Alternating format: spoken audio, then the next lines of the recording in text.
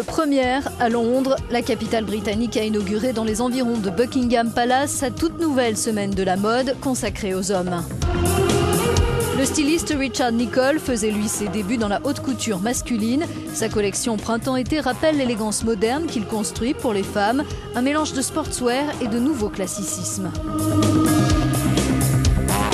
Ce rendez-vous londonien prouve que la mode masculine acquiert peu à peu ses lettres de noblesse, d'après ce spécialiste. La mode masculine a toujours été placée en dessous de la mode féminine.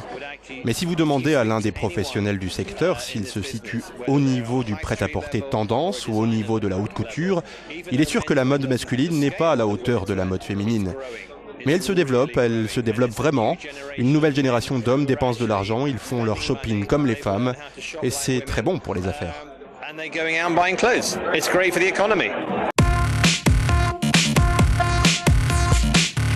Autre ambiance chez le couturier écossais Jonathan Sanders. Sa collection invite à remonter le temps, influence la plus frappante, David Bowie et son personnage du Finn White Duke inventé à la fin des années 70.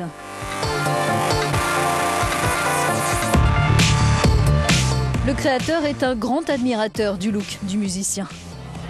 C'est l'homme le plus branché de l'histoire. Je pense que ce qui est intéressant chez lui, c'est qu'il arrivait à apporter des couleurs, des textiles et des imprimés. Des choses qui étaient plutôt osées, mais qui restaient masculines et sexy. Et d'après moi, ce qui est vraiment important dans la mode masculine, en particulier quand on utilise tous ces éléments, c'est qu'ils aient une part de masculinité. Contrairement à ce que ses créations pourraient laisser croire, Jonathan Sanders est loin d'être un monomaniaque. Ses collections féminines et ses diverses collaborations remarquées, notamment pour Escada Sport, le prouvent.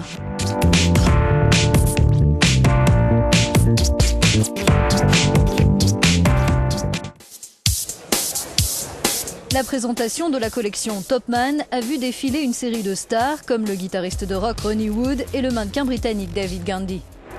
Nous avons un tel héritage ici. Le reste du monde est en demande de cet héritage, de l'histoire et du style britannique, pour lesquels j'ai le plus grand respect.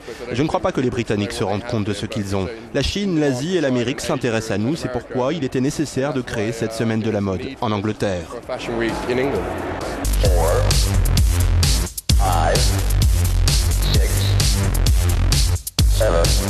Les silhouettes de Topman signées Gordon Richardson font penser à des campeurs des villes. Pièces multicolores et imprimés graphiques sont autant d'indispensables pour évoluer dans la jungle urbaine new-yorkaise.